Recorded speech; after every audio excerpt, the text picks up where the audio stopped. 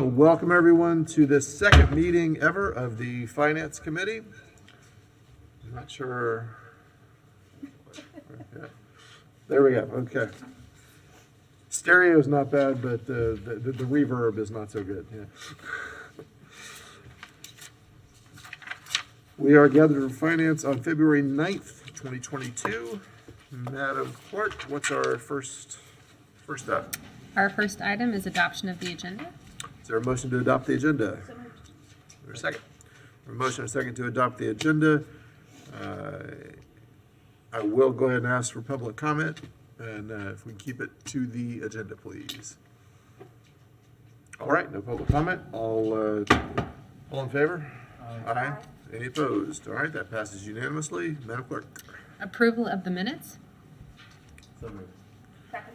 A motion and a second to adopt the agenda. Any, all in favor? Aye. Any opposed? All right, we have minutes. Madam Clerk. Our first discussion item is 210872, third budget amendment to the FY 2022 General Government Financial and Operating Plan budget. Thank you. Ms. Fiore. Well. Nope. No. How about now? Yes. Karen Fiore, budget manager. So today on the third budget amendment, we're requesting to recognize $166,000 in new revenue and appropriate $149,000 in fund balance within the general fund. This will bring the general fund budget up to $150 million. Appropriation on the expenditure side within the general fund include $166,000, and this is to allocate budget for the interlocal agreement between Santa Fe College, Alachua County Sheriff's Office, and the City of Gainesville for the repair of the Kirkpatrick Center Institute of Public Safety's driving range. $150,000 we're requesting to transfer out of the contingency budget within the non-departmental account for prepayment of tuition for the fire department per the agreement.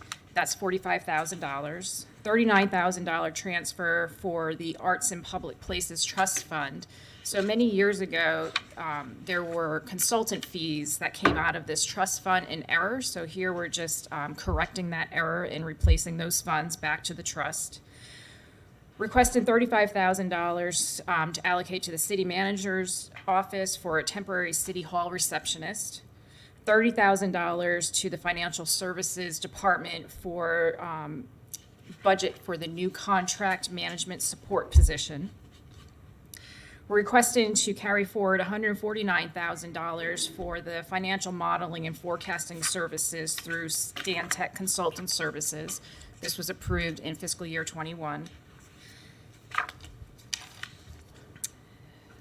Also within the general fund, we're requesting for your approval of additional positions. So the city's human resource policy number C6, which is classification plan, states that charter officers are allowed to adjust their personnel services budget.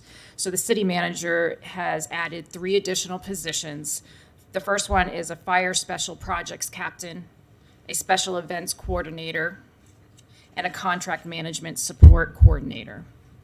The city auditor has added an assistant city auditor. Under special revenue funds, here we're requesting to appropriate new revenue in the amount of $505,000 for various TMPA zone agreements within the Transportation Concurrency Fund. $209,000 in new revenue for the sale of the Southern Charm Kitchen property. $248,000 transfer within the CRA fund and the Arts and Public Places Trust Fund. We're also requesting to use fund balance and adjust carry forwards in the total amount of which includes $8.6 million in the American Rescue Plan Fund. And we're correcting the carry forward within the special revenue funds in the amount of $2.3 million. So there we're actually reducing the use of the fund balance. So on the expenditure side, the carry forward adjustments include a total of $3.1 million. Again, here we're correcting the carry forward budget within various TMPA zones. We carried forward too much on the last amendment, and here we're just reducing that. Requesting to carry forward $750,000 within the American Rescue Plan Fund. These were for 2 programs adopted in fiscal year 21. $500,000 for the eviction assistance and $250,000 for the utility debt forgiveness. And we're correcting $4,000 in the affordable housing projects. New appropriations within this fund include $8.6 million in the American Rescue Plan Fund. So here we're requesting $7 million for the aid to nonprofit agencies, $1 million for community resource paramedicine program, and $621,000 for the violence interruption program. Within the GCRA funds, we're transferring $2 million for the Heartwood project. Requested $505,000 to appropriate budget for new transportation mobility program projects. $100,000 requesting the use of fund balance out of the Federal Law Enforcement Contraband Fund for the Police Beach Show and some equipment and supplies. Here you'll see the other side of the transfer from the general fund to the Arts Public Places Trust Fund in the amount of $39,000. And requesting the use of fund balance in the other law enforcement contraband fund for gun buyback program. In your special revenue funds, this is where most of your grants will be. And so we have separated out our grants on the Appendix A. I had mentioned that during our last amendment. So you can see all of our grants in one swoop. So that's on the last pages of your Attachment A. But within the grants, we're asking to recognize $14.7 million in new awards. And then we're releasing back $330,000 for grants that have closed. Some of the grants that we're asking to appropriate include $14.4 million for the RTS American Rescue Plan, $223,000 for various FDOT grants. Some of these include Safe Gator, Smart Motorcycle, distracted driving grants, $50,000 for the historical rehabilitation of Old Mount Carmel Baptist, and $5,000 for AAA Florida Traffic Safety Grant.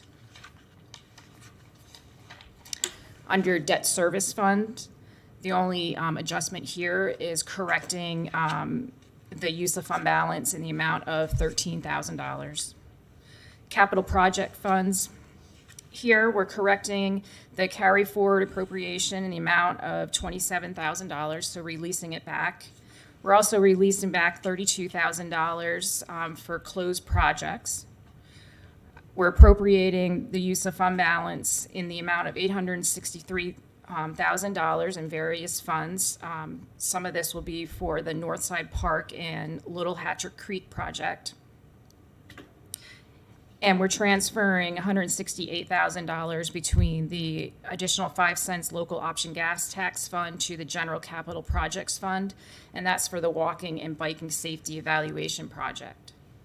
On the expenditure side within capital projects, $215,000 we're requesting to carry forward for projects that we did not provide you on the last amendment. Those include the city website update, website redesign, and city pools, to name a few. And then we're releasing back to fund balance for carry forwards that we did in error. We actually carried forward too much during our last budget amendment, and that amount is $243,000. So again, we're releasing those funds back. And those projects include the golf cart replacement, ADA curb ramp retrofits, and Southeast 4th Street project. We're transferring between the General Capital Project Fund to the Stormwater Management Utility Fund, $655,000, and this is for the Little Hatchet Creek project. $65,000 transfer between Wild Spaces Public Places contingency account to Tom Petty Park Tennis Court Improvement Project. And we're closing out completed projects in the amount of $32,000 and releasing those funds. Such items include for the new Fire Ladder 9 project and Depot Park Recreation project. Under your proprietary funds, here you see a lot of cleaning up transactions happening. So here we closed out old projects, returning funds back to fund balance in the amount of $1.8 million. We corrected the use of fund balance. It was reported incorrectly in the amount of $1.3 million, so we're actually reducing it. $655,000 transfer from the General Capital Project Fund to the stormwater. That's the other side of that transaction that we just spoke about. And on the expenditure side, we're requesting $230,000 carry forward, and this is for the fleet replacement for their generator. Releasing back appropriations in the amount of $1.3 million, as I mentioned earlier, that's in your fleet fund. $1.2 million within the Public Works for various projects, including Haynes Prairie sheet flow, Public Works operation budget, Sweetwater Wetland settlement agreement. So we released the $1.2 million back again. And then there's some, and those projects are still active. This was just to get those projects to the correct funding needs. We are closing out $537,000 worth of public work projects within various enterprise funds, and these include the Florida Park Levee, Hogtown Creek flood insurance, screening equipment, a skid steer. So these projects have been completed, so we're releasing those funds back to fund balance in the amount of $537,000. And we're requesting a transfer of $407,000 between the Orange Creek project to the Hatchet Creek project, and that's within your stormwater management utility fund. And that's all I have. Thank you, Ms. Fiore. Any questions or motion? Commissioner Santos. Thank you, Mayor. Sorry, Mayor Pro Tem, or Chair, sorry. Apologize profusely. No worries. Thank you, Chair, and thank you. A question on the city auditor additional position. I see a new position being added, I guess a new FTE, but there's no change to the budget for the city auditor. Is that position being eliminated, or what's? No. So Is that much her wiggle room? department, she has some vacancy savings that she will use to fund this position. And then if you approve these positions to be added, they will be in her baseline for '23, and then the general fund will be supporting those positions.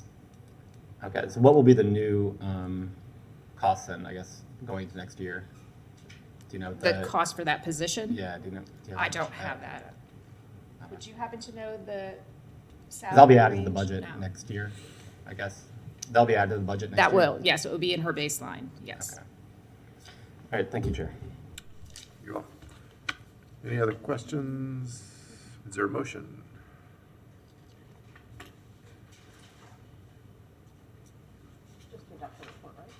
Or whatever else you might like to do. Yeah.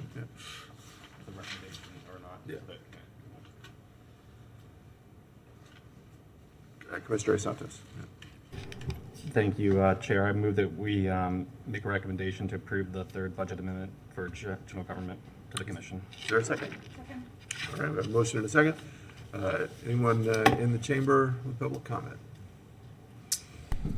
Yes, good afternoon, Nathan Scott. So appreciate the presentation by staff. There were some recurring costs within the presentation, additional expansions of city government. And I guess I would like to ask the Finance Committee how you intend to pay for those additional recurring costs. I mean, some are non-recurring, but the majority of what I saw are recurring expenses, and that comes at a cost. So I'd like to understand, in light of the substantial increase to our GRU rates and our property taxes, what's the plan for funding this? Because again, I don't see the willingness of the commission to take a sharp pencil to its budget. It forces GRU to cut its budget, but the same is not true on the general government side. I do support the additions that are mentioned for public safety and the audit, but we need to find a way to live within, or I don't, because I can manage my own checkbook and my own personal finances, unlike the city commission. But you guys need to find a way to live within your means, because people can't afford these additional costs that you keep imposing upon them. So I would really like an explanation on what the plan is to fund these recurring costs that were just mentioned. Thank you. Anyone else in the chamber? Madam Clerk, do we have anyone online? No, we're not taking comment on Okay, that. all right. I would say that when we, that's a fair question. I would say, first of all, that both the utility budget and the general government budget are budgets of the city commission. They are all the city of Gainesville. And when we get closer to talking about next year's budget, we will absolutely have those conversations with both managers. Anyone else, any other questions? Yes. Thank you, Mr. Zucker. Thank you, Mr. Chair. Just to confirm what Ms. Fiore said and what Ms. Bigby, I think, implied that some of these positions are coming from salary savings, correct? At least until we get to October. That is where we are funding them. The same with the receptionist for City Hall and all the other positions added? Are they all salary savings on all of them? Okay. That's good enough for me until October. Great. Thank you. Thank you, Commissioner Sacco. All right, no further questions. All in favor? Aye. Any opposed? All right, that passes unanimously. Madam Clerk.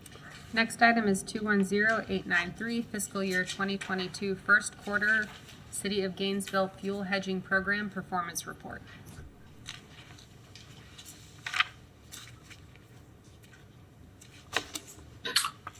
Mr. Chairman and committee members, I'm William Johnston, the investment manager for the city. Welcome. This item is for the fiscal year 2022 first quarter fuel hedging report. This was a program that was implemented back in fiscal year 20 to help make the cost of fuel costs less volatile for the city and also more predictable as far as the budget goes. I'm just going to turn it over to our commodities trading advisor, Jeff Lemunion. He runs the program for the city, and he'll walk you through the savings that we've achieved so far and answer any questions that you may have. Very good. Thank you. Thank you, William. So if you can see the screen I'm sharing here, the report. As William mentioned, the city established the fuel hedging program in April of 2020, and the purpose for it is to manage the city's exposure to the price and the volatility of petroleum, specifically gasoline and diesel fuel. And the purpose of the program is not to make or lose money, but to manage this risk and offset the differences in prices so that budgets are more accurate and reliable. The program policy calls for a maximum length of a hedge being 18 months, and as of the end of the first quarter of fiscal 22, the hedging program, the positions extended from January of 22 through November of 22, and so that is within compliance. The other element of policy is a maximum allowed percentage hedged with respect to budgeted volumes of fuel. And that is also in compliance. The maximum is 80%, and for diesel and gasoline for the remainder of fiscal 22 are about 71% and 69% hedged, respectively. And looking forward into fiscal 23 is 13% and 15% for diesel and gasoline, respectively. So regarding policy, the program is in compliance with the policy. During the first quarter of the year, there was a realized gain from the program of $354,000, which is approximately 92 cents per gallon was the savings that the program produced. So the cost of diesel and gasoline at the pump on average over the quarter was $2.62 per gallon. Net of the hedge, it was $1.70 per gallon. And looking forward from January until November of 22, there was an unrealized gain of $413,000, which is roughly 25 cents a gallon on the gallons that are budgeted to be consumed during that period of time. And so the next steps are to continue to hedge within the policy parameters as is needed and as market conditions warrant. All right, thank you for that report. And any questions or Commissioner Santos? Yep, thank you, Chair.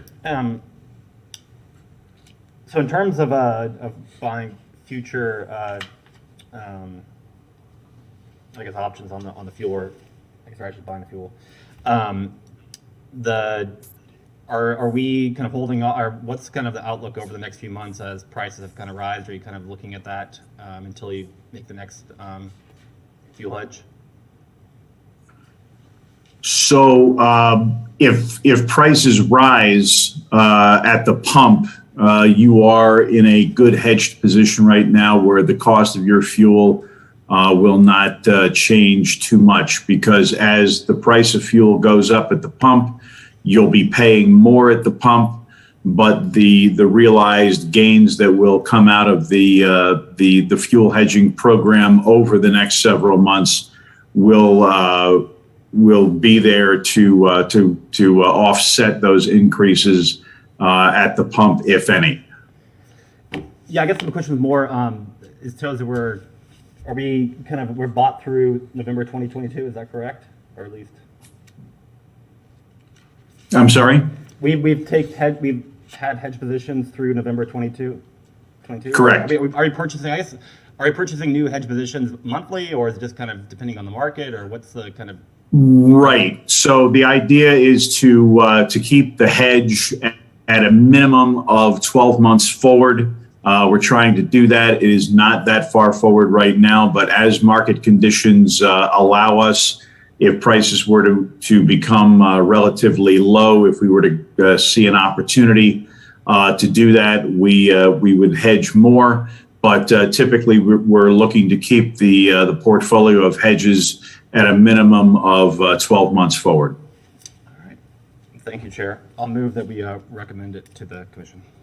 All right, there's a motion and a second to move this forward to the full commission. Commissioner Sacco. Thank you, Mr. Chair. So I know you said that we're not quite the 12 months ahead that we'd like to be. Fuel keeps getting more and more expensive, and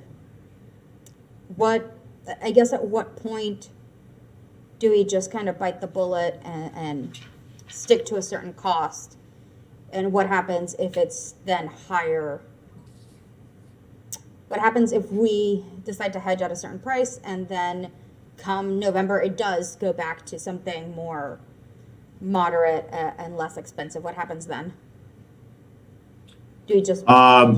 So if we were to hedge for time periods, for example, December, January, February 2022 and 2023, if we were to hedge now, and if when we get there prices are lower, then the program would produce a realized loss because we essentially locked in the cost of fuel,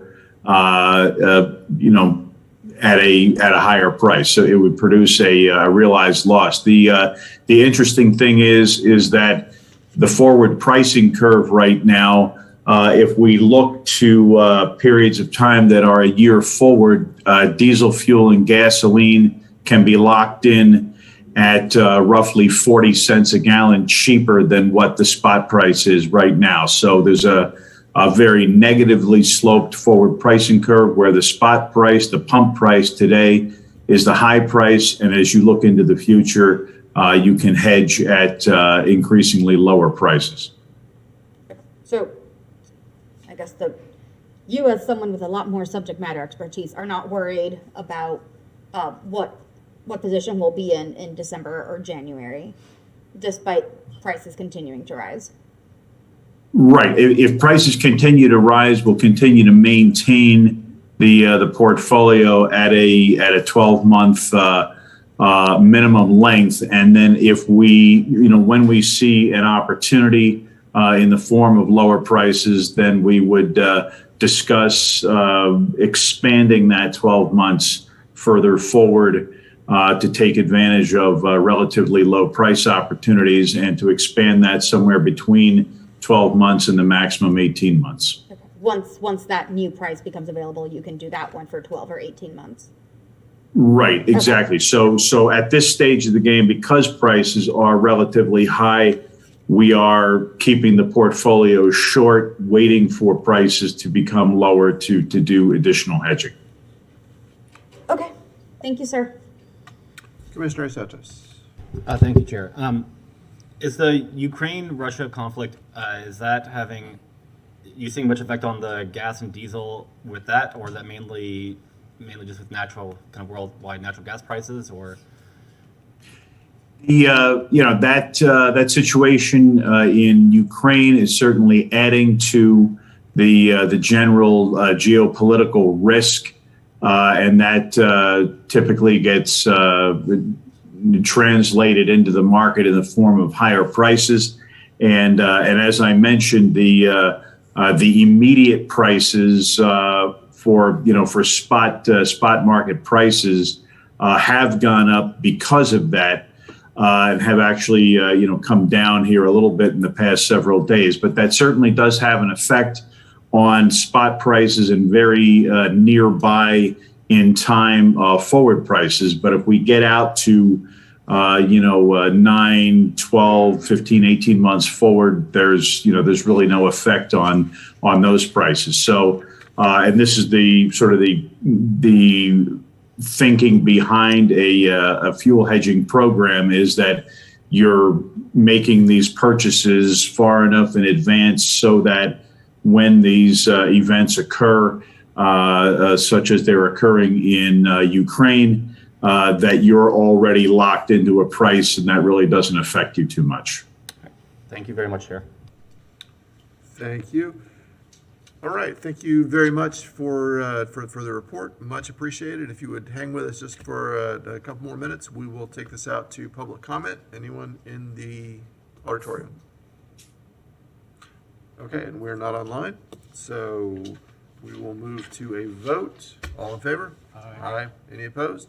All right, that moves forward to the commission unanimously. Madam Clerk. Next item is 210894, Gainesville Regional Utilities Investment Management Program update for the period ended September 30th, 2021. Mr. Bennett, welcome. Thank you, Mr. Chair. This is the Investment Management Program update for fiscal 21. It's going to be presented by Ms. Linda Vaughn. She's the GRU Treasury Manager. Ms. Vaughn has worked for GRU for 22 years, the past 6 years of which she served as Treasury Manager, and in that role, she's responsible for administering GRU's debt program, approximately $1.8 billion, along with our operating investment program, which we're going to talk about today. We are going to ask that the committee refer this item, if they so approve, to the full commission. In that manner, this report will satisfy our compliance with Statute 218415, which indicates that we have to present such a report on at least an annual basis. So I'm now going to turn this over to Ms. Vaughn. Welcome, Ms. Vaughn. Good afternoon. Thank you very much for this opportunity, Chair Ward, Commissioner Sacco, and Commissioner Hayes Santos. Can everyone hear me okay? Yes. Okay, great.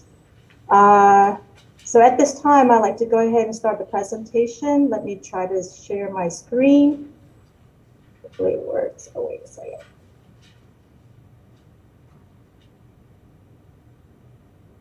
All right, so can everyone see that? We are not there yet, no. Okay, 1 second.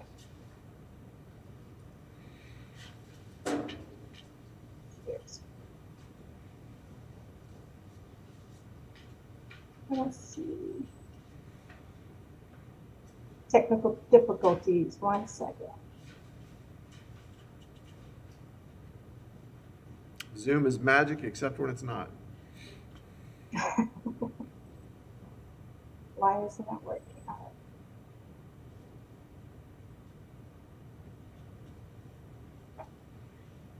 Still can't see it? Nope. All right. I can also share the slides if you'll just tell me when to advance them. Okay, that would be great. Thank you so much. Great. There we go. All right, thank you so much. Thank you for this opportunity again for me to present GRU's investment management program for a period ending September 2021. Next slide, please. This is an overview of our investment management program. A primary goal of the program is to preserve the capital, to maintain liquidity, as well as maximize returns. Abbreviation for that, as you may have known, is called SLI, Safety, Liquidity, and Yield. Our investment strategy is guided by, I'm sorry, where? Okay, did you already skip? What page do we want to be on? Yeah, we should be on page 3. Okay. There we go. Oh, that's page 2. I'm sorry. If you go back to page 2, let me give it. So the Treasury Manager prepares the monthly investment summary reports, which I distribute to the Investment and Debt Committee. This committee is made up of our CFO, the Accounting and Finance Director, the Treasury Manager, the Controller, and the Assistant Controller. The IDC, we meet quarterly and we review quarterly investment summary reports. Okay, next slide, please. So as I mentioned, we've of the primary goals, I've already mentioned this. So the next thing I want to talk about is our investment strategy, which is guided by the operational characteristics of these specific funds listed below. And that is the operating fund, the rate stabilization fund, utility plant improvement fund, construction fund, debt service fund, and other restricted funds. And we'll go into detail of these funds on the next slide, please. For the operating fund, this covers our day-to-day operating expenses. The significant portion of these investments will be short-term in duration to ensure that we maintain adequate levels of liquidity. For the rate stabilization fund, this fund has both, it's a mix of short-term and intermediate duration of investments. For the utility plant improvement fund, these resources, the resources are used to fund construction projects. So again, there would be a mix of short-term and long-term duration investments. For the construction fund, this depends on where we are in the expense and the borrowing cycle. If we just completed a borrowing, which we just did in August, we would have significant balances to match. And what we try to do is we match our expenses, capital expenses, to the maturity of the investments. For the debt service fund, we pay interest and principal. We pay interest semi-annually and we pay principal annually. So we match our investments to meet those dates, which are in April and October. Next slide, please. This is a listing of our cash and investments by fund at the end of September 2021. As you can see, in operating, we have 24.6 million. Rate stabilization, 72.5 million. UPIF, 66.3 million. Construction fund, 125.7 million, and that includes the proceeds from the recent issuance from the 2021 Series A bonds. Our debt service fund, we have 56.3 million, and that is used to pay for our interest and principal payment on October 1st. Our restricted funds, we have 15.8 million. Next slide, please. This slide shows our portfolio composition. Below is a list of security descriptions that we are allowed to invest in per the investment policy. Along with that, we have the maximum allocations to each of those securities. And then our actual allocation as of 9/30 is below. As of September 30th, we are in compliant to the investment policy. Next slide, please. This next item is where we keep an eye on the key rates and indices. We track what the rates are as of 9/30, and then we look back from 6 months ago and we take a look at the change, and then we compare these rates, the current rates, to a year ago and take a look at the change. And this way we can keep a track or see the trending rates, where they're heading, and we can make our investment decisions. So this is a good tool to see what's going on with the market. Next slide, please. Per the investment policy, we have two benchmarks that we use to track our short-term investments and our long-term investments. We track these to the benchmarks. The first benchmark is the Global Infrastructure Partner All Day. It's a 30-day index, and that benchmark is at 10 basis points for period ending September 30th, compared to ours of 21 basis points. That's our short-term investments.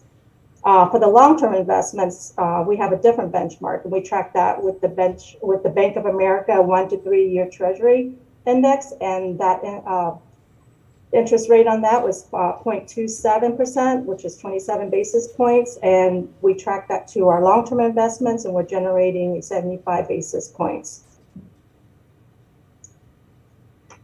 Next slide, please. Thank you. On this slide, we show the investments, cash and investments for each of our funds listed.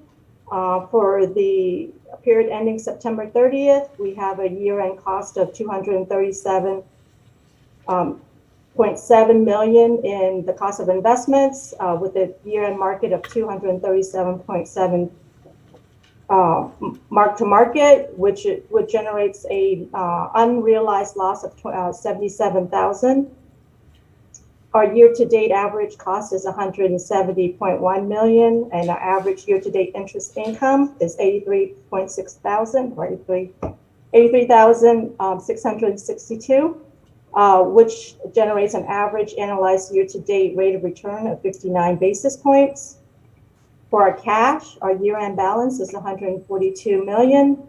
Our average year-to-date balance is $92.4 million, and our average year-to-date interest income is $7,602. That's an average annualized year-to-date rate of return of 10 basis points. Next slide, please. Thank you. Our investment program, we have a broker pool. We maintain a pool of qualified brokers, between 6 to 7 brokers. If brokers wishing to do business with us, they have to describe the firm. They have to demonstrate ability to execute, as well as supply a history of compliance with regulatory requirements. We do monitor the performance as well as compliance issues. We review the records on FINRA. We go to broker check, and then we check the firm's status as well as the brokers to make sure they're not in violation. Of course, they're going to have some fines and fees, but that is just customary with the business.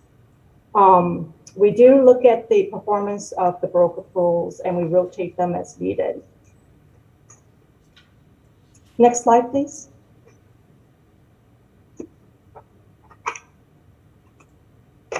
And this is percentage of our investments that we have, which each of these brokers, we have on hand 7 brokers, as I mentioned earlier. With Citigroup and Bank of America, we do a lot of commercial paper products with them. So that's why, and we have a lot of short-term investments that we keep on hand. So that's why their percentages are a lot higher than the others. And next slide, please. So the next slide is we have an appendix of all of our investments outstanding as of September 30th, 2021. And I believe that concludes the presentation. Thank you, Ms. Vaughn, and thank you, Madam Clerk, for keeping up with that. Return to Thank the, you. I apologize for the technical difficulties. No worries at all. It came through just fine. We're good. Commissioner Santos. Thank you. Thank you, Chair. Are there any, in terms of the bounds of where we're investing the funds, is there any ethical other bounds that are set by policy or been set by the commission currently? Ethical bounds? Like investing in gun companies or investing in tobacco companies or other things in that sense. No, there are no adjustments or refinements to the investment policy based on, I'm assuming you're talking about ESG, that type of we don't currently have any of that in our investment policy. So that's something that we have discussed in the past. I think that was a few years ago at GPC. I think we asked for some information, but I don't think it ever came back to us. I think that's something that I think this committee should explore. There's more and more funds out there that are having those kind of those bounds, and I think this is our people's money, and where we put it does have a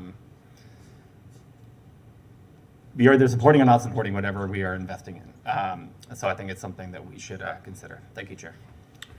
Thank you, Commissioner Santos. Yeah, I do remember we had those conversations. I want to say it was 2018. It's been a long time since those. I know you had specific discussions related to the pension fund, Right. as well as the retiree health insurance trust fund. Not that my memory is that great, but my recollection, I don't know that it expanded into the operating investment portfolio. Yeah, Commissioner. yeah, I don't think it did at that time. I think it was just a discussion of our pension and those funds. But we do have lots of different money. But we did talk about what banks we would use and different things and that sort as well. Thank you, Chair. You're welcome. There was a robust discussion that just ended, as they often do. Commissioner Soccer. Thank you, Mr. Chair, and I was going to agree. We often have discussions, and we don't quite give direction.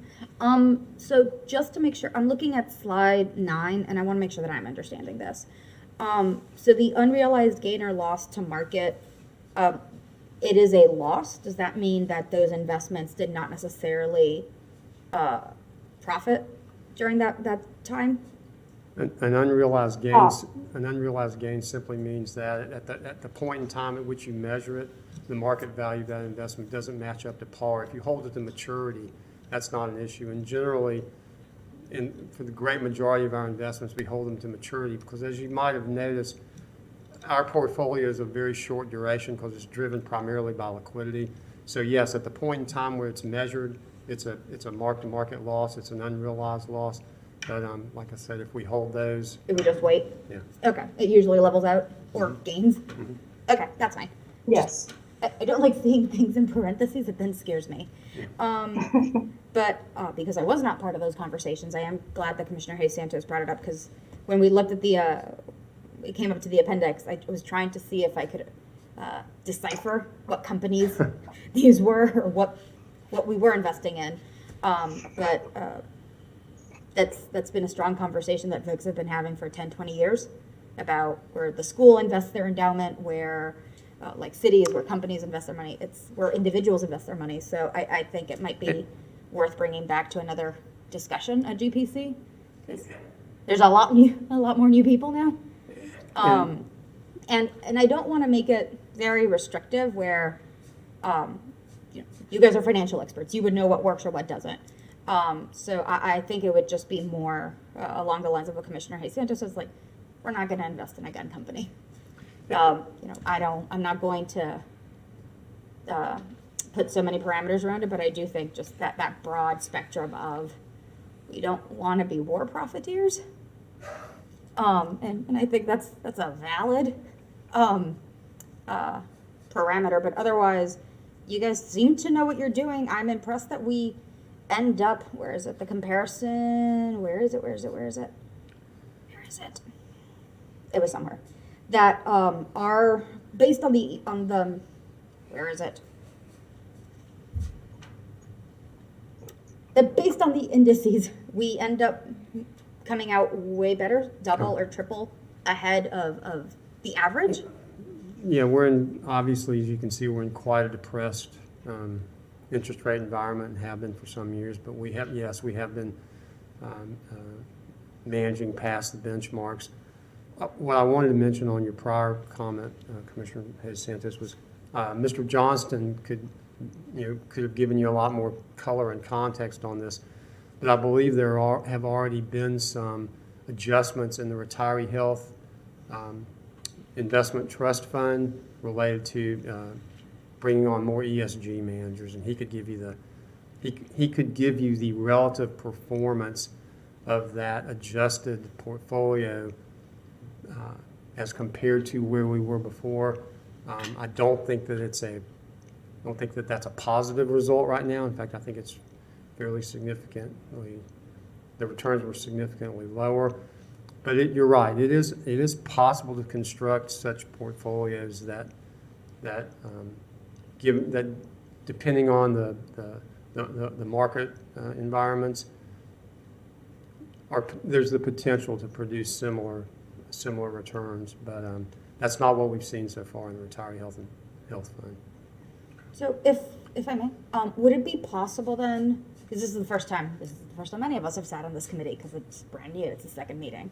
But if we've already tried to make some of those adjustments with the pension fund and other funds, would it be possible to put together a presentation on what the returns were prior to those changes, what they look like now, and that way when we have the discussion of do we want to do this in general, what are the possible ramifications and where have we seen it going? And I think that explanation with past, present, and potential future might benefit the conversation. So we if you say the returns are not as great, that could be 5, that could be 70. We're not seeing it, and I think it'd be worthwhile to kind of have those numbers in front of us. I think Mr. Johnston, like I said, has already done that analysis. I'm sure he would be.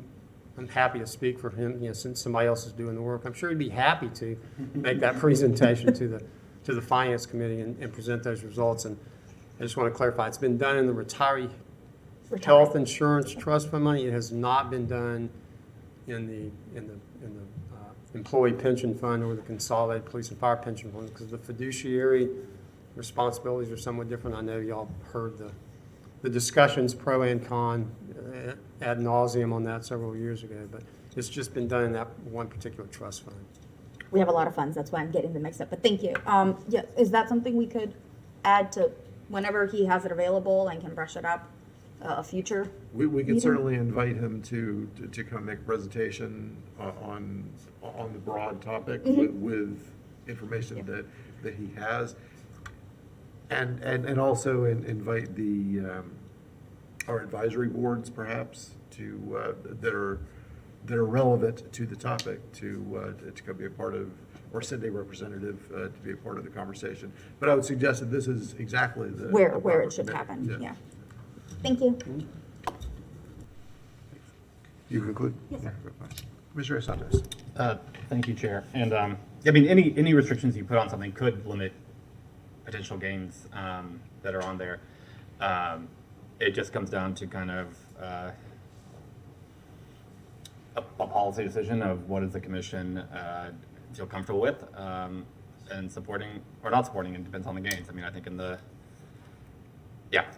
so I think it would be good for us to come back to this committee and to on all the different kind of investment pension funds or investment funds where we're kind of putting money, what are the bounds that we're kind of, are there any kind of bounds right now in terms of what we will and won't invest in, and kind of bring back maybe that item that was at GPC and put that onto this item a long time ago, but I know there was quite a bit of backup and stuff on it, so maybe bring that back, and then I think in our recommendation to the committee on, I guess, yeah, and then also maybe let the city commission know that we're looking into it, that's finance committee as well.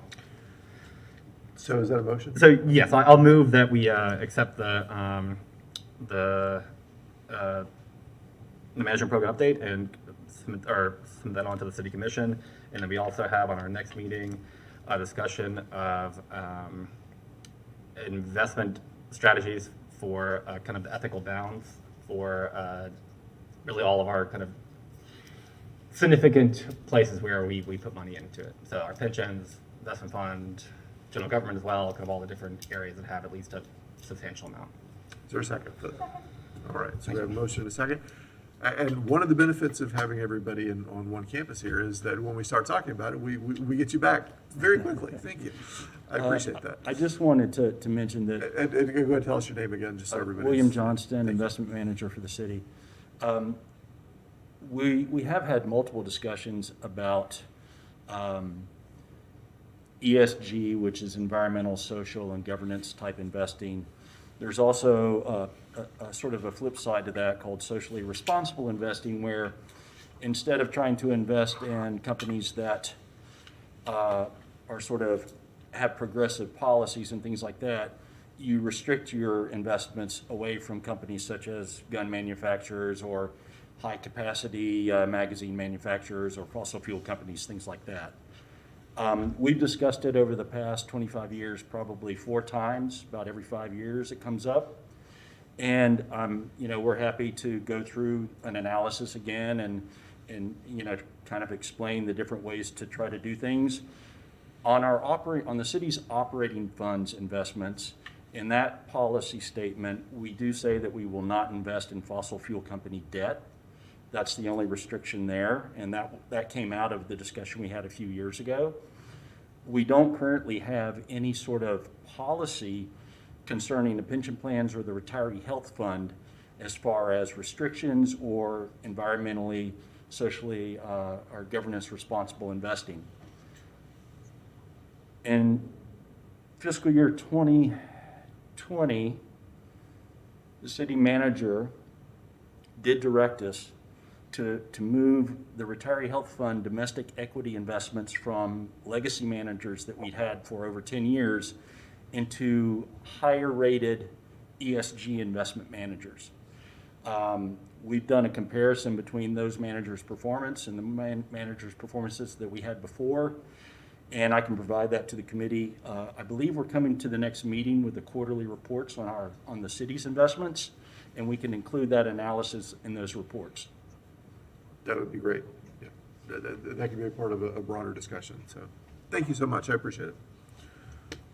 All right. Any public comment on this motion, which is to move the recommendation forward to the city commission and to invite a discussion at the next meeting of ESG and SRI, generally ethics-informed investments. Before I begin, Mr. Chair, may I have the clerk put on slide 5, please, up on and may I also have the overhead.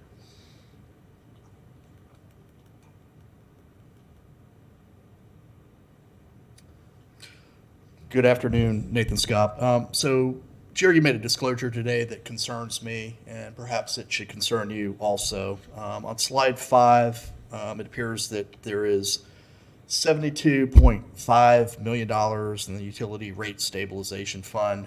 That amount has grown from $45 million in February 2014, according to GRU's statement. This $72.5 million, it's real, it's there, and you collected it from GRU customers. So I'd like to know what this mountain of cash is being used for. As also shown on slide 9, it appears that at least $52.6 million of this $72.5 million fund is tucked away in investments that lost money last year. In a booming market, it appears that mark to market, there's a loss of $137,000 and change. So again, I'd like to know, or like you guys to tell me what this fund is being used for. Specifically, in my opinion, a portion of this $72.5 million could have been used to avoid some or all of the GRU rate increases that each of you imposed. Commissioner Harvey Ward, Commissioner Adrian Hayes Santos, and Commissioner Sacco. You voted to impose these rate increases on GRU customers in the FY22 budget. Those customers include low-income households, hardworking Gainesville families, and local businesses that have the highest electric rates in the state of Florida. Again, in closing, I would really like to get an explanation. I mean, that seems to be a big number, and certainly the commission, as GRU stated, Kathy V. in 2014, has the discretion to ask the questions I'm asking. But I didn't hear that from the dais. I just heard concerns about environment, government sustainability, not investing funds in certain asset classes. But the gist of the matter is there's $72.5 million that could have avoided or helped avoid this pain, this financial hardship, this financial harm that you continue to impose on low-income households, hardworking Gainesville families, and local businesses. So if you're not interested in asking these questions, again, I'm more than happy as a former state utility regulator to bring these important points to your attention, as I've done for the last decade, to no avail. And it's disappointing because, again, I'm not even elected to the commission. I don't have to claim I'm deeply progressive to fool voters for you guys to lie to them, tell them you're going to promise them this, that, and the other thing. Mayor Poe ran on the platform, lower rates, lower utility rates. It's all lies. It's all nonsense. It's all wishful thinking. So I would hope that y'all would take a look at what I mentioned and we get some answers to those questions. Thank you. Anyone else want to weigh in on general public or public comment on this item? Commissioner Sacco. Thank you, Mr. Chair. Mr. Benton, I think Mr. Scott's question is the same one I asked. Maybe he was out of the room when I asked it, but these are unrealized, correct? The investments haven't gone to maturity, so they'll probably even out and bring profit once they mature. And we can wait. Safety first.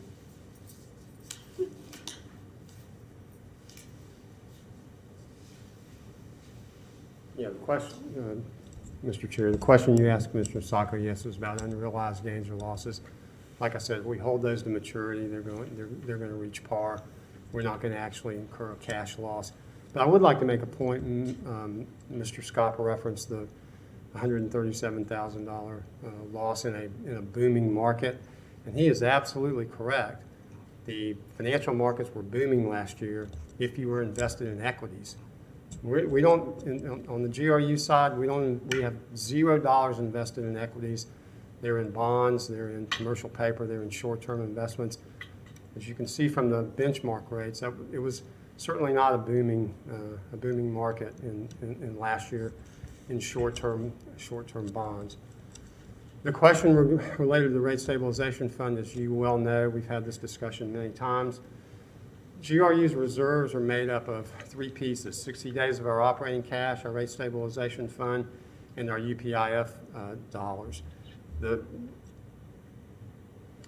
think we've shown over the last year, we've compared those actual reserve numbers to the target policy numbers that were laid out in the cash policy that you adopted back in March of 2019. Particularly in our largest system, in the electric system, we are projecting that we will be, even with the recurring rate increases that you approved and the reduction in general fund transfer, our electric system reserves will be less than those policy levels until 2027. So yes, while that is a significant amount of money, our reserve requirements are significant as well. And so you can't look at one without the other. Thank you, Ms. Benton. But just to clarify, that money hasn't been lost because we haven't reached the end of the process. Yeah, for the unrealized loss, we haven't liquidated the investment and they haven't reached maturity. Thank you. Thank you, Mr. Chair. Thank you, Commissioner. I would point out also that we do have scheduled, I believe it is, just a quick look, I believe May 16th, in a budget conversation we have scheduled for a discussion of several different funds, including, I believe, the rate stabilization fund. And I would point out too that as was discussed Monday evening with our bond council,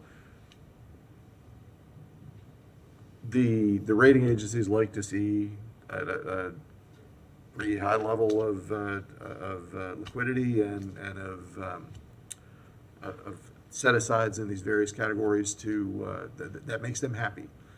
It's one of the things we try to do, as I believe several folks here in the audience have asked for. So that is a thing we try to do. It is a balancing act, and it always is. I believe it probably is for every municipal utility, but I could be wrong. All right, looks like we've heard public comment. Nothing else? No more lights? All in favor?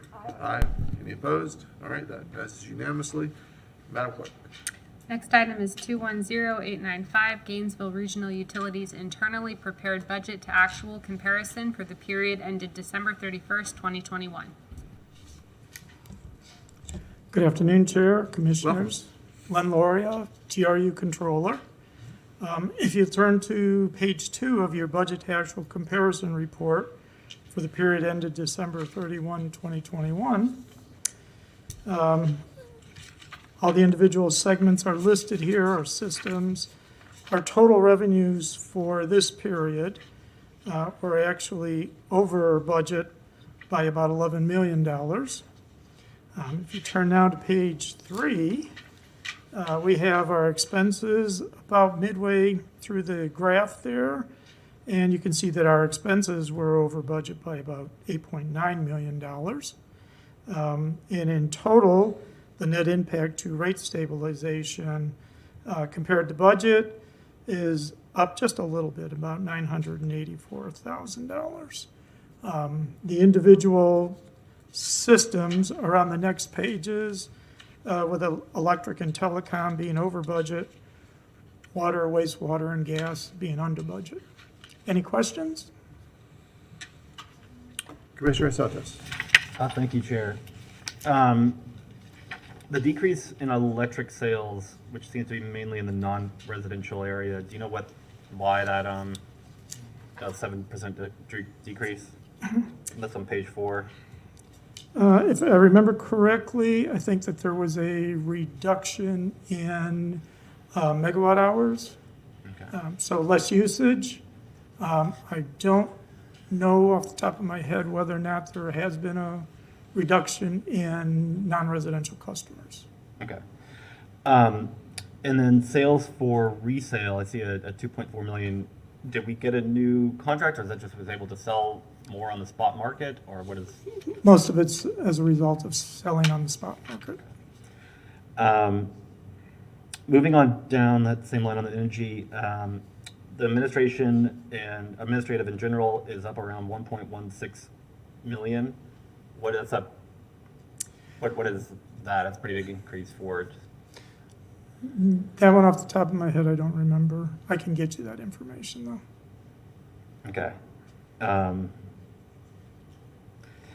And then the same things, we're going on page 6, and the wastewater area, I see around a $935,000 decrease in administrative in general. Do you know what that is? I know that our pension costs have gone down because of the 2020 bond, POB, the pension obligation bonds. So we have seen a savings there. Part of that is driving that. So Claudia Razik, as CFO for GRU, you'll see some fluctuations in the A&G as we move throughout the year because the capital work is going up and down. Okay, that's going to. So it's the first quarter of the year. We've got some areas where the capital work is in the last quarter of the year. So you'll see that shift as we move throughout time. So we're only 3 months in. Thank you, Mr. Warren. Thank you. And then on the last page, page 8, trunk radio revenue, I guess, didn't come in. Is that because the payments haven't been made to the to us That's yet, or- correct. According to Mr. Walton, we should start seeing those revenues. There was an issue with the new billing contractor, and they've worked that out. Okay. Yeah, for the administrative in general and some of these, I think it would be good for us to get a little deeper dive of what actually is that. So what actually is the capital versus it, I don't know, hire some new staff. I don't know, just kind of a little better idea of where that changes in terms of the budget, what actual, a little deeper dive into that. And I guess a similar, or another question, when is the next expected GRU budget amendment, kind of, on the general government, it happens a decent amount. When is the next one for GRU coming back to the commission? I think Claude, sorry, this is getting up. So for the utility, there's an annual approved budget. Of course, we're going through that process now. The utility does not do mandatory budgets throughout each quarter. So the way that the bond resolution works, if we don't run over the resolution, we don't come back to the commission. We just report periodically on where we are toward the budget to actual. So we're not necessarily asking for permission if each pieces are moving up and down, as long as the total stays in play. I think that's something that we should, as a commission, bringing back what's being changed and not changed on a, the change is being made, and then the commission kind of retroactively kind of approves them. I think that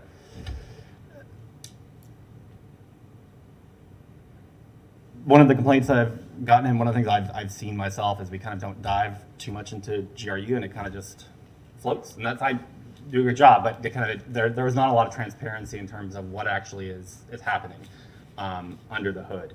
And I think that is something that we should consider, is having amendments coming back to the commission. And we are the elected body that does have to answer for those changes and being made.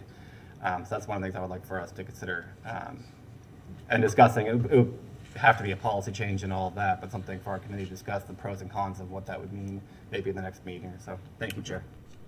Thank you. Mr. Sacco. Thank you, Mr. Mr. Rasnick, you mentioned our bonds. Is there, if we have amendment resolutions, is there any impact to I guess, our standing as it is? So if we're updating our budget constantly, is there any negative impact to that? No, Okay. not So- unless it's material, and for material for the utility is millions. We suddenly changed like $5 million, something like that. Even that, maybe not so much. Oh. So, Okay, so, but I will agree that I do want to know more, maybe just quarterly, what is happening. So we are getting, the budget to actual, but I think having it, and I spoke to the general manager yesterday about this, where if just once a quarter the full commission was told, this is where we are on these projects, this is, a significant financial fluctuation one way or the other that we've had, and just to let us and the public know. I'm going to guess that the general public does not go searching through the finance committee documents or the audit committee documents, but they do tune into our regular meetings. So I had already spoken with Mr. Cunningham about some kind of quarterly presentation of like, hey, this is where we are, just a 15, 20-minute information presentation, nothing to actually vote on, so much as a resolution to allow these changes, but just letting us know. okay. So that we aren't then asking, like, what was this administrative change? And no one knows on the fly. So just kind of show, like, these were substantial numbers that we saw. This is what it was. This is what happened. So that way we know as the board, and the public gets to know as well, and has that awareness and almost involvement of what the utility is doing without micromanaging, if that makes sense. It does make sense. What we would need to do is work with the committee and try to figure out what that looks like. So you have a lot of information or not enough information, but what is the middle ground? What do you really want to see? What we can do is we can do a workshop and kind of go through it, or we can talk with you one-on-one. It's up to you about how you want to do that. We have, we track things to the infinite detail, but that's the infinite detail, so. No, I don't think the general public needs that one. And it's more detail that you need, not necessarily us, as you work number magic. But I wouldn't mind a workshop just to figure out what we want and to kind of serve as the filter for that report. But it's, I wouldn't even call it transparency. It's just to have an awareness of what's going on. Because there are 5 ginormous moving parts at the utility, and there's just no way to know what's happening at every level. And I know you said 5 million wouldn't really upset anyone, but that's significant money. And if the public says, where did 1 million go? And we don't know, I'm sure it went somewhere, and you do know where it is, but not being able to readily answer that or account for it to the public. So the specific question was if it would impact our bonds or our bond rating. So that's a very different question than where did the 5 million actually go. So we do track it. The departments, let me just give you just a brief overview, if you don't mind, of how the budget process works behind the scenes. So when we start the beginning of a fiscal year budget process, so we started last October. So we have meetings with the operational areas, all of the lines of business, so electric, energy delivery, water, wastewater, et cetera. And so we're moving into the next budget cycle. Here are your parameters. And for the FY23 budget cycle, because of the historic decisions last year from the commission to complete the multi-year base rates and the GFT reduction, there are certain caps on O&M costs and capital expenditures that were placed on the organizations last October. And so as they're preparing their budget, they're preparing it to every little detail. So they go through every position, every FTE, every dollar, O&M costs, projects, because a lot of the work in the operational areas is project-based. And then you have all of these allocations of costs. So it becomes a very big machine as we're moving forward. Then all of that data starts filtering into the finance area. We start loading it into our software and start popping out the numbers and just start making sure that everything's in play. We complete the budget to actual on a quarterly basis for the committee, the commission, the UAB. We post it on our website for transparency purposes as well. We monitor the budget on a monthly basis internally. The operational areas, the people that are actually managing their budgets, are looking at it on a daily, weekly basis to make sure they're not planning on running over. And so that's how that kind of runs, that machine runs behind the scenes.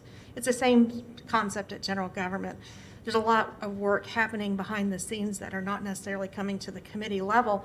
We're showing you as the governing board, here's the macro piece of the budget, and here's where those things are moving around. So I think what you're asking is you want to kind of move down into where the other pieces of the organization are actually managing their budget. So I think a workshop would be good to kind of understand what you're really looking for. And I think that would be just helpful in general, because Okay. even just having it somewhere. So we have a lot of information that is just readily available. But for better or worse, the way a lot of folks kind of become engaged with the government of their city is through that meeting. And they'll listen in because it's on Facebook, it's wherever they can just listen to it online, and kind of, in that method, kind of absorb the information. So I usually like to think of these meetings as a jury trial. If you aren't stating it for the record, you can't presume that people know it. So I just like to kind of overshare that information to make sure it's been out there, that we've said it as much as possible. But I'd be comfortable with a workshop to kind of fine tune, not at the micro level, somewhere in between, to get that much detail available. Thank you. If I may, Mr. Chair, the amendments at general government, and Ms. Fiore can correct me if I'm incorrect, we're moving funds between monies between funds, which have different legal and regulatory requirements attached to them. So we can't just move $1 from this fund to this fund without getting proper approval. For example, the way the budget functions in the utility, we have the electric system that stands alone, water, wastewater, similar concepts. So we don't have funds that are floating between each system. So as long as each system is managing their budget appropriately and not overrunning, that officer and the general manager, they're all responsible for making sure that that budget is being managed appropriately. I think that's why some of that seems like there's a distinction, like we're not giving you enough information, but we're not moving funds back and forth between each system, if that helps. I don't know if that helps. Okay, thank you. So, thank you, you conclude, okay. Thank you for that discussion, I'll get to you in just a second, Commissioner Santos. I appreciate the difference, but I think we're getting down to where some of the conversation ends up sometimes when people say, we don't get the same level of detail at the commission on the utility that we do on general government. This is exactly what that is, I think. And I understand the difference between, there's a legal requirement on the general government side to show when we move funds, even as small as a few $100s, between funds, because there are a lot of funds. That, even though it's a legal requirement, it ticks off a space in my brain as a commissioner and in I think some of the public, where they can see what's happening. We can see what's going on. It requires a little bit of explanation. Ms. Fiore has to come up and say, we're moving this because of this reason. Whether it's, I can look back at that, on the 4th Avenue reconstruction or something like individual projects. We're several times a year, then 4 times a year, it's explained to us something about what's happening with those projects. We don't get that because it isn't required at GRU. And that is not a reflection of whether anybody's being more honest on one side than the other. It's that we just don't have discussions about the project level. We have discussions before the year starts about what we're going to spend money on. And then we come back and we have this budget to actual that in very broad strokes tells us, is it within those terms or not? But it doesn't address the projects over the course of the year. So it's not a question of whether or not we're getting appropriate information in regards to the bond covenants or within statutory requirements, et cetera. It would be really good for us to know, how's the project going, whatever the project is. Of the many, many things that are happening on the GRU side, we don't always get any sort of update on that. That's, I think, where the itch needs to be scratched, is what we're looking for. So I would love to see that come forward to us for discussion, to be more specific at a meeting not too far in the future. So thank you for that. Commissioner Santos. Thank you, Chair. I'd like to move that we accept the budget actuals and recommend that to the commission. Second, that we, I guess, have this come back. I don't think we need a workshop. I think we need to discuss it here at a meeting. The budget to actuals and getting a deeper dive into that information and what kind of, I'm going down a few different subcategories. And then the third one would be for us to discuss. I know you all are very busy, so I don't want to put too much on in the next month or so, maybe in 2 months or something like that. So I guess whenever you might be ready, the next couple months, on a discussion of the policy for mid-year budget amendments at GRU. Is there a second? Yes. Okay, so a motion and a second. You want to make a comment there? Are we going to schedule a workshop so that we can kind of figure that out? Okay. It'll be an agenda item. If this passes, it'll be an agenda item at this Perfect. committee, and then if we need to move on from there, we will. All right. We'll schedule one-on-ones and show some of the information that we have internally to help with those thought processes about what you might want to look at. Thank you, Mr. Chair. You're welcome. Commissioner Soccer, did you have anything else there? Okay. Thank you, Mr. Chair. So I second this because we have to move it forward, but I'm not entirely sure, if we would, to what end would we make those amendments, that mid-year amendment? Because so if we have presentations to the general commission, to the whole commission and to the public of this is where we are, what is the purpose of the amendment? Other than to just, I guess, tidy up the numbers. Mr. Santos? Thank you, Chair. I think the numbers are tidy. I don't think there's any issue.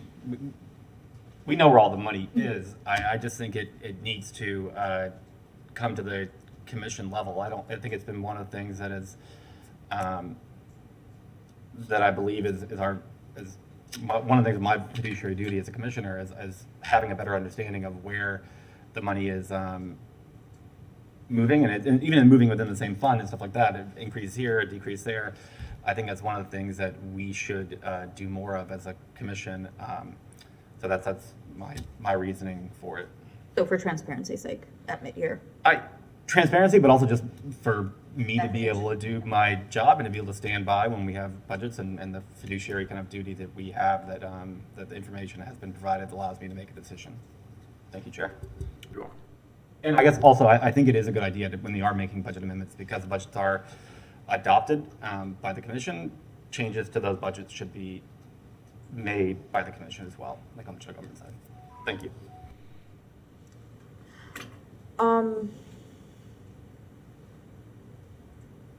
Ms. Brasnock or Mr. Benson, I know that I might just be mixing a lot of things. I might be conflating a lot of things in my head here.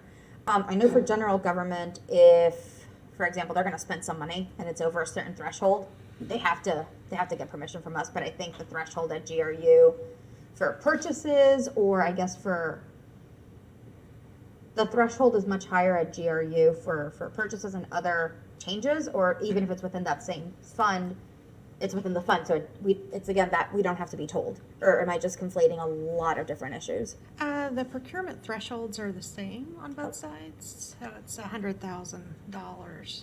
Why did I think it was much higher? It might be, I think it's 100,000. Okay, then never mind. Thank you.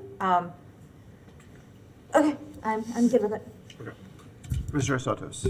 Thank you, Chair. And Commissioner Sock, I think that's more on those are stuff that's, my understanding, has already been budgeted, and then they're going for procurement, and then under that, they can kind of move things. So, yeah.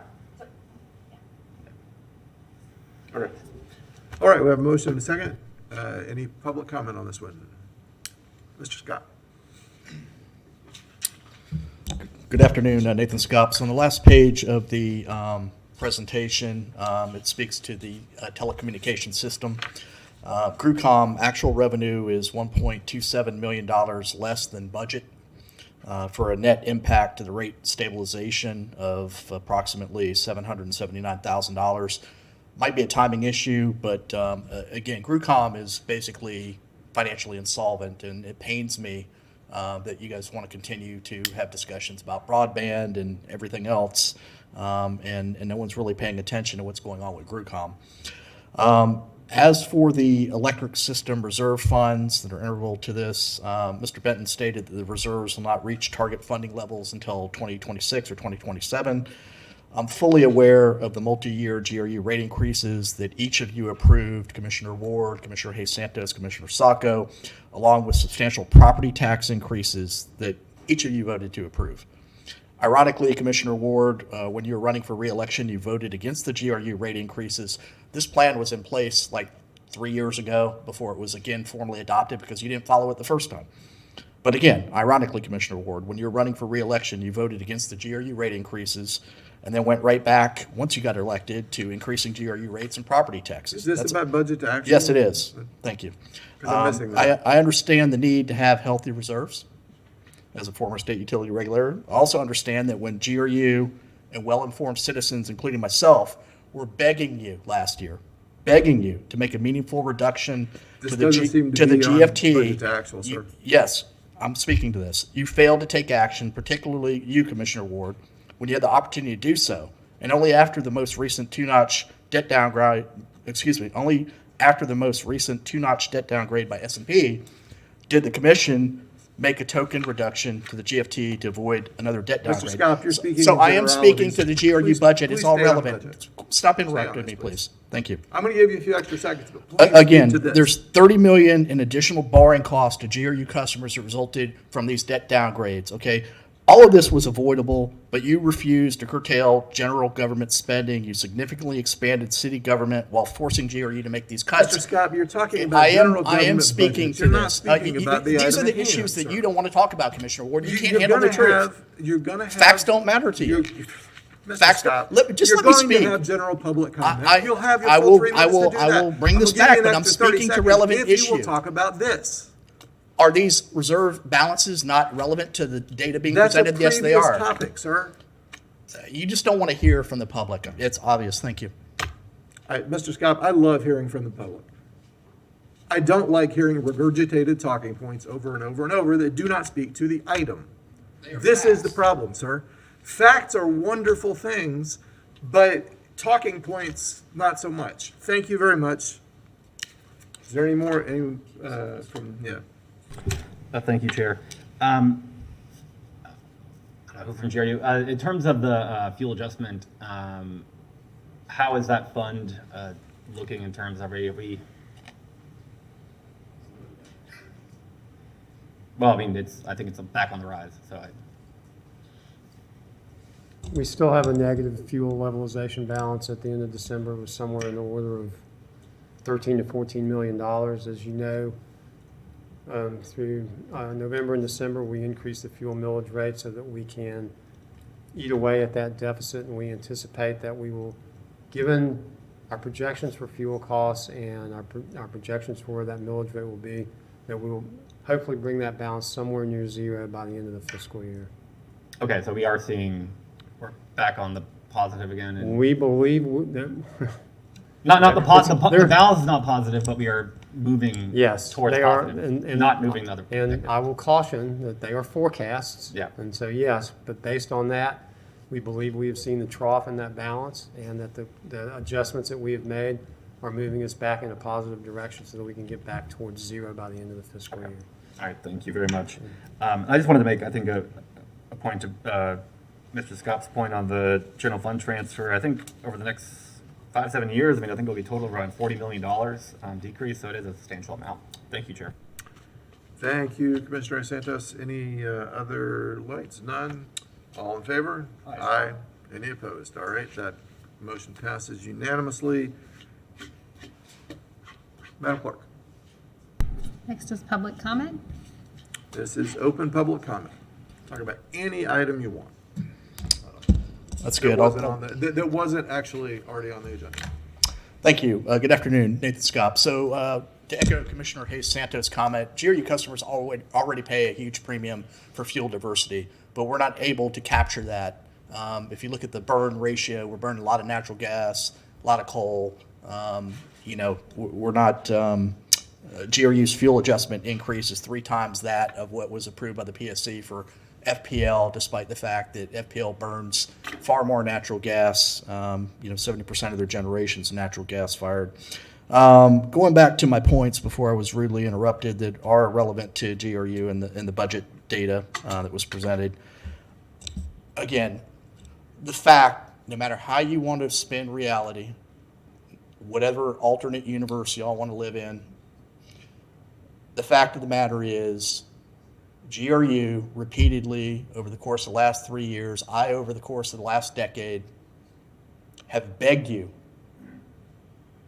to cut the GFT, to improve GRU's financial metrics, to reduce rate pressure on GRU customers. The commission record clearly reflects, these are facts, Commissioner Ward, the commission failed to heed the concerns of the general manager, my concerns.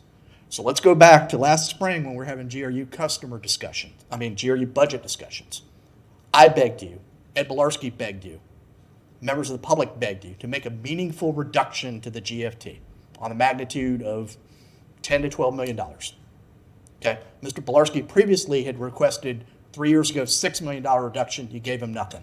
He requested $3 million the next year. You gave him nothing. This year, after that's the key word here, after a debt downgrade, 2-notch debt downgrade that was clearly avoidable, had you taken action, Commissioner Ward, when you had the opportunity and sent a message to the credit rating analysts, clearly avoidable in my mind. Clearly a 2-notch was avoidable. that cost GRU customers another $30 million in additional borrowing costs on top of the $27.6 million in additional borrowing costs and counting for the last debt downgrade. You know, that's a lot of money that just got, because you didn't listen. And so the point here is that only after the two-notch debt downgrade, which costs GRU customers more than you're making in terms of aggregate reduction of the GFT in itself, you made a token $2 million a year reduction, which still is not adequate because you refused to cut spending on the general government side. You spend like drunken sailors. That's the problem. You expand government quicker than the universe expands. And so it may be a philosophical difference, but your track record is dismal. It speaks for itself. 5 debt grinds, less than 10 years, and highest utility rates, and you keep raising our property taxes. Thank you. Thank you, Mr. Scott. Anyone else? All right. Madam Clerk. Next is member comment. Commissioner Sacco. Thank you, Mr. Chair. I just wanted to thank everyone who's kind of been working on this. I know bringing together this finance committee was a bit of an experiment to kind of separate it out, and that we're asking for a lot of changes and kind of new materials, but I do appreciate the work you're putting into it and fielding of the not so smart questions, because I will speak for myself. It is very helpful, the work you've been doing over the past year and change to properly understand what's going on the financial side, so then we ourselves can be advocates for the utility as well. Nobody likes paying bills, but they're a necessity so we can keep the lights and water going. So I do appreciate the work you're putting in, the work you're willing to put in when we bring up issues. So thank you. Thank you, Commissioner Sacco. Commissioner Santos, anything? All right. I would point out regarding the general fund transfer, there were some instructive slides included in Monday's presentation that I hope everyone will review.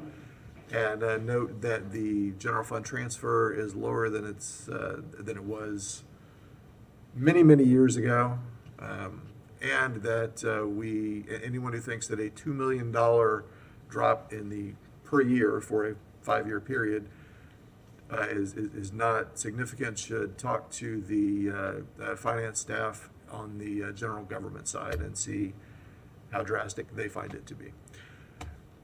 With no further business before us, looks like we're back on March 9th. Thank you all for being here. Thank you all for the tremendous work that is put into this. And as Commissioner Sacco said, I do appreciate that we are giving a lot more work to do. And I'm happy that you were here with us and able to do it. Thank you. We are done.